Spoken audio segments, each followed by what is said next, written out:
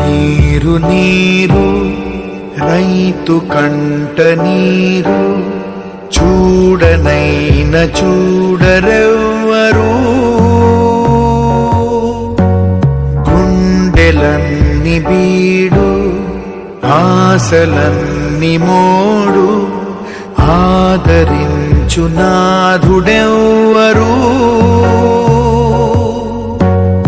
అన్నదాత గోడు నింగినంటే నేడు ఆలకించువారు ఎవ్వరు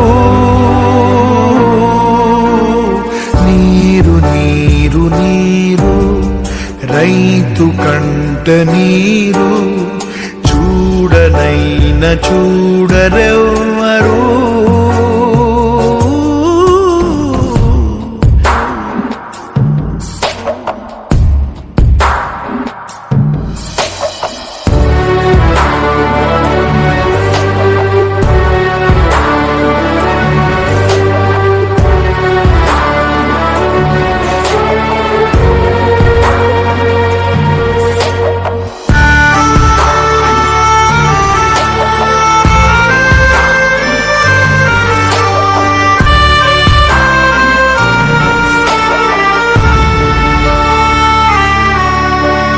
గొంతు ఎండిపోయే పేగు మండిపోయే గంగ తల్లి జాడలేదని నీటిపైన ఆసే నీరు గారిపోయి రాత మారు దారి లేదని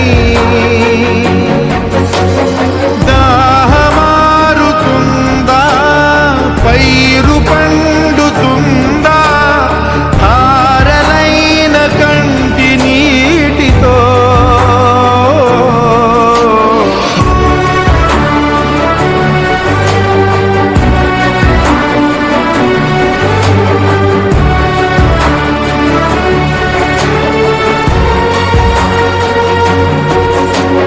నేల తల్లి నేడు అంగిలారిపోయే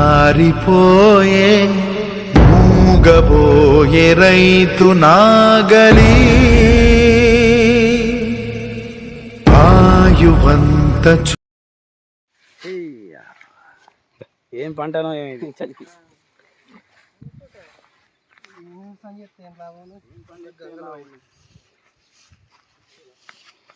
వాగు పంట ఉన్న రైతులను మొత్తం ఆదుకోవాలని గవర్నమెంట్ కోరుతున్న బోనస్ కాకుండా కనీసం నష్టపోయిన రైతులన్నా గుర్తించి గవర్నమెంట్ రైతులకు న్యాయం చేయాలని ఖచ్చితంగా కూటేళ్ళ వాగు నుంచి దూరణల దాకా రైతులందరినీ ఆదుకోవాలని మా రైతుల పక్షాన అందరినీ గవర్నమెంట్ను కోరుకుంటున్నాం. ఈరోజు మనము సిద్దిపేట జిల్లా దుల్మిట మండలం బెక్కల గ్రామంలో ఉన్నాం. మరి బెక్కల గ్రామానికి చెందిన నల్లగొప్పుల రాములు గారి వ్యవసాయ క్షేత్రం వద్ద ఉన్నాం. మరి వ్యవసాయ క్షేత్రం వద్ద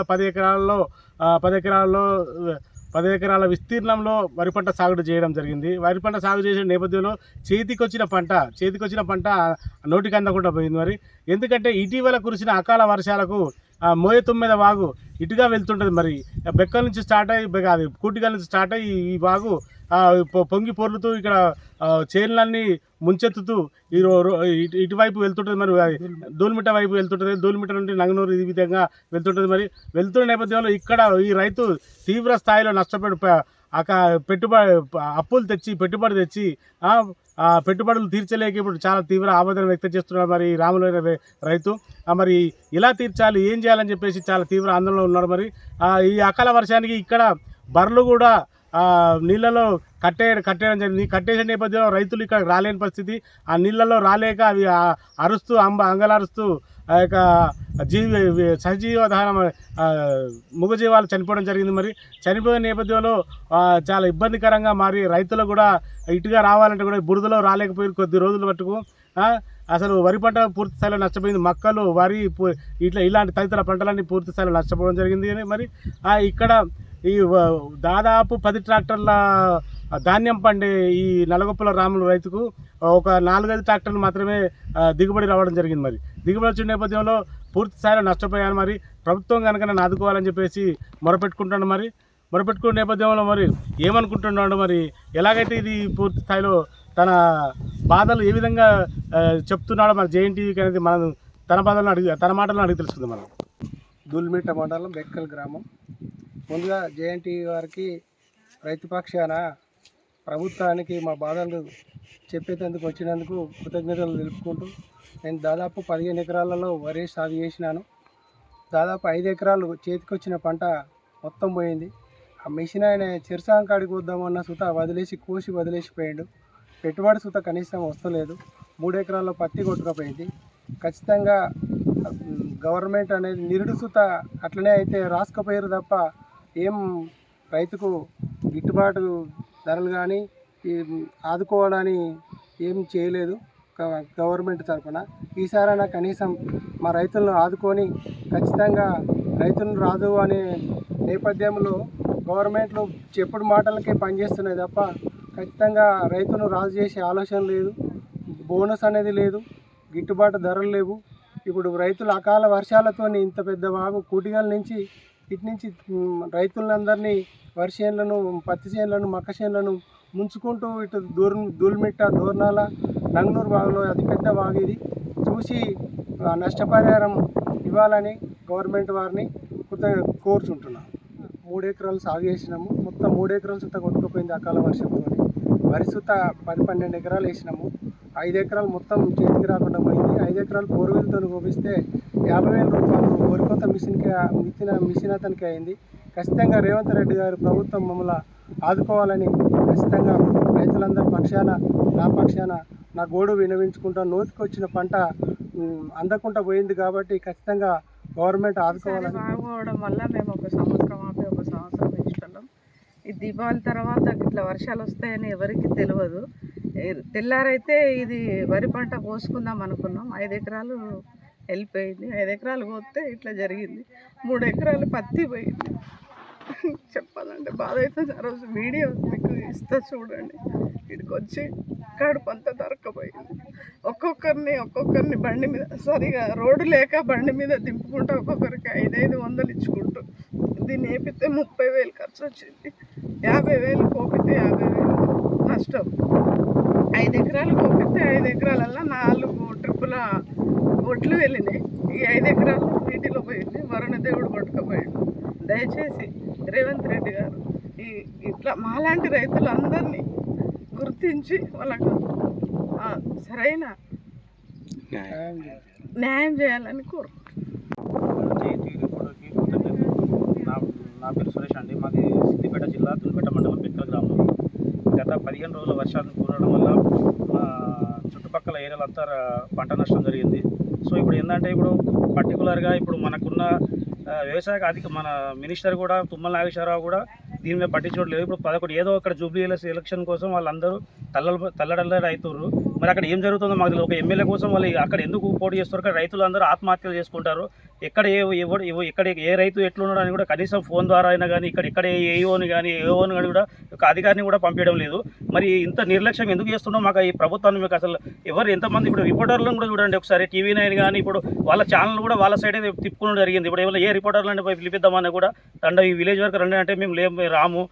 రిపోర్టర్లను కూడా వాళ్ళ గ్రిప్లో పెట్టుకున్నారు. రేవంత్ రెడ్డి చేసే పరిపాలన మరి దరిద్రంగా ఉందండి. చూడండి ఒకసారి ఇప్పుడు లాస్ట్ ఇయర్ కూడా గత 2 సంవత్సరాల పాలన ఆయన వచ్చినప్పటి నుంచి చూడండి పంటకు ఒక 10,000 నష్టపరిహారం ఇస్తాను లేదు గతంలో 6 నెలల కిందట. ఆ నష్టపరిహారం కూడా లేదు. ఇప్పుడు మళ్ళీ ఇదే జరుగుతూ ఉన్నది. సరే ఇప్పుడు రైతులు అంటే వరే ఒక ఎకరం పోయిందంటే ఒక 4 ఎకరాలు చేతికి వచ్చిందంటే అదే కానీ ఉన్న 4 ఎకరాలు పోయిన తర్వాత రైతులు ఎట్లా బతుకుతారండి? వాళ్ళు ఇప్పుడు ఉన్న పైసలు పెట్టుబడిదారులు ఏదో మనం తీసుకునే పెట్టుబడులు కూడా పైసలు పెట్టి తీసుకోవాల్సిందే. మనకు చేతికి వచ్చిన తర్వాత వాళ్ళకి అట్లా ఇచ్చేదన్న ఆలోచన కూడా ఎవరికి లేదు. ఇప్పుడు మనం ఏది చేసినా కానీ రైతుల మీద ఇలాంటి ఆలోచన లేకుండా ఉన్నాడు ఈ ప్రభుత్వం. అయితే రేవంత్ రెడ్డికి అయితే ఇప్పుడు మనకు వైన్ సెంటర్లు పడ్డాయండి. వైన్ సెంటర్లకు ఏం అవసరమని వాళ్ళకు 10 రోజులు టెండర్లు ఇచ్చి వాళ్ళకి డబ్బులు గవర్నమెంట్కి అవసరమని వాళ్ళ మీద ఎంత తెగబడి వాళ్ళ కోసం పైసల కోసం ఏదైనా ముందుకు వెళ్తుండు. కానీ రైతుల పక్షాన్ని ఎందుకు నిలబడుతుండో అది మాకు తెలియాలి గవర్నమెంట్కి. ప్లస్ మళ్ళీ ఇది పత్తి చూడండి, పత్తి కూడా చాలా నష్టపోయిందండి. పత్తి పంట చూసినా కూడా అట్లా నష్టం ఉందండి. ఇప్పుడు రైతులు ఎట్లా బతకగలుగుతారండి? ప్రభుత్వానికి ఏం నిర్ణయిస్తుందో ఆలోచన కూడా చేయట్లేదు. ఇప్పుడు సరే, ఇప్పుడు ఒక కాన్ఫరెన్స్ కాల్ అన్న పెట్టి మరి రైతులు ఏ విలేజ్లో ఇంకా ఎంత నష్టమైంది ఆ డాటా అన్న కనీసం తీసుకుంటారండి. సరే తీసుకున్నా కూడా పేపర్లో రాసుకున్న పేపర్లు ఒక దుల్మెట పోయే వరకే ఉంటుంది. ఆ దుల్మెట తర్వాత వాడు సిద్దిపేట ఒక కలెక్టర్ లెవెల్ ఒక కలెక్టర్, సరే మినిస్టర్ ఉంటే కలెక్టర్ని ఒక రోజు ఫోటో షోకి తీసుకొచ్చి వెళ్ళిపోతే వాళ్ళు అధికారులు కదా, అధికారులు కూడా పట్టించుకున్నప్పుడు సరే వాళ్ళంటే వాళ్ళ రాజకీయాల కోసం వాళ్ళు చేస్తుంటారు. కానీ రైతులు ఎవరి దగ్గరికి పోతారు? మనకున్న దగ్గరలో అందుబాటులో ఉన్న అధికారి దగ్గర పోతారు. అధికారులు కూడా పట్టించుకోవద్దు, ఇంకెక్కడికి పోతారు రైతులు అండి? సరే వాళ్ళ దగ్గర పైసలు ఉందో ఆలోచన ఉండే వాళ్ళు ఎక్కడెక్కడ పోతారు. కానీ మాలాంటి రైతులు ఎక్కడికి పోతారండి? ఖచ్చితంగా రైతులకు ఖచ్చితంగా న్యాయం జరగాలి, వీళ్ళని ఖచ్చితంగా ఆదుకోవాలి. ఒక్కసారి అయితే మీకు ఒక రేవంత్ రెడ్డి వరకు దృష్టికి అయితే తీసుకెళ్ళాలి రైతుల బాధలైతే. వ్యవసాయ అధికారికి కూడా విన్నపం ఒకటేనండి, ఇప్పుడు సరే పంట నష్టమైనా కూడా రైతులకు ఇప్పుడు వాళ్ళ ఇన్సూరెన్స్ అనేది కూడా అవగాహన కల్పించాలి జనాలకి. ఆ ఇన్సూరెన్స్ కడితే పైసలు ఏమొస్తాయని ఇప్పుడు ఆ ఇన్సూరెన్స్ల మీద గవర్నమెంట్ కూడా చాలా డబ్బులు ఇంతవరకు చాలా తిన్నాయి. ఎందుకంటే ఇప్పుడు మన పేరు ఇప్పుడు మీరు చూస్తున్న వార్తలు ఇప్పుడు 10,000 మందికి ఇట్లా వాళ్ళు ఇచ్చుకుంటారు. వాళ్ళ ఇన్సూరెన్స్ రూపంలో గవర్నమెంట్ పైసలు మన రైతుల పైసలు గవర్నమెంట్ వాడుకుంటున్నారు. ఖచ్చితంగా అధికారులు కూడా ఖచ్చితంగా నిలదీయాలి, రైతుల పక్షాన ఉండాలి, రైతులకు న్యాయం చేయాలి ఖచ్చితంగా. ఎందుకంటే ఇప్పుడు నష్టపరిహారం రావాలి ప్లస్ ఇన్సూరెన్స్ కట్టించి మరి మీరైతే మీ చేతి నుంచి అయితే మీరు ఇవ్వట్లేదు కదా, ఆ ఇన్సూరెన్స్ కంపెనీ కదా మనకి ఇచ్చేది. కాబట్టి మీరు ఖచ్చితంగా మీరు మాకు సలహా సూచనలు ఇవ్వాలి. రైతులు ఏంటంటే పొద్దుగాలు వేస్తే బాయికి వెళ్ళి వాళ్ళ పని ఏందో చూసుకుంటారండి. ఇవంటి ఆలోచన మీరు చదువుకున్న వాళ్ళు ఉన్నత స్థాయి ఉన్న ఒక ఎంప్లాయీస్ మీరు ఉండి కూడా మాకు సలహాలు ఇవ్వడం మీకు ఎంతసేపు నెల జీతం మొత్తం సరిపోతుందండి? ఏ రైతు ఎట్లుంటారో తెలుస్తుంది వాళ్ళకు. మీరు ఖచ్చితంగా గవర్నమెంట్ దగ్గర తీసుకోవాలి, ఖచ్చితంగా మాకు న్యాయం జరిపేయాలండి. ఇదే ఈ భాగవతంలో చూద్దాం, మాకు పోయేటందుకు వరి పొలాలు ఉన్నాయి, పత్తి ఉన్నది. ఇక్కడ చూద్దా అది పత్తికి 3 ఎకరాల పత్తి పోయింది. ఈ బాగా కనీసం కూలలో వచ్చడానికి పోయటానికి వచ్చేందుకు చాలా వ్యవసాయం చేసేందుకు బాగా ఇబ్బంది ఉన్నది. ఒక చెక్ డ్యామ్ లాంటిది అయితే నిర్మాణం చేసి మా రైతులందరినీ పక్క ఆదుకోవాలని కోరుకుంటున్నాం. ఇక్కడ ఈ బాగు యువతలు చూస్తే 100 ఎకరాల రైతులు 100 ఎకరాలు సాగు చేసుకుంటారు. ఎప్పుడు వర్షాలు వచ్చినాయి తాడిసాయతం జారుకుంటూ పడుకుంటూ బయటకు పోతాం కనుక ఖచ్చితంగా ఒక చెక్ డ్యామ్ లాంటిది నిర్మాణం చేయాలని గవర్నమెంట్ వారిని కోరుకుంటున్నాం. అతి తక్కువ సమయంలో మీ వ్యాపార సామ్రాజ్యాన్ని పెంచుకోవాలనుకుంటున్నారా? తక్కువ ఖర్చుతో ఎక్కువ పబ్లిసిటీ చేయాలనుకుంటున్నారా? అయితే ఇంకెందుకు ఆలస్యం? మీ జేఎన్టీవీ తెలంగాణ ఛానల్లో అతి తక్కువ ఖర్చుతో ప్రకటనలివ్వండి, అత్యధిక లాభాలను సాధించుకోండి. వ్యాపార, వాణిజ్య, పాఠశాలలు, వైద్యశాలలు, హోటళ్లు, వస్త్ర దుకాణాలు, అన్ని రకాల వ్యాపార ప్రకటనల కొరకు సంప్రదించండి.